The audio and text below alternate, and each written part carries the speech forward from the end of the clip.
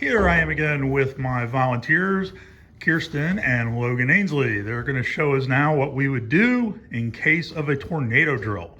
If we get the tornado drill warning, we move out to the hallway. We get up, move toward the hallway. We then curl up near the floor with our faces facing the wall and bent over so that no flying glass will hit us.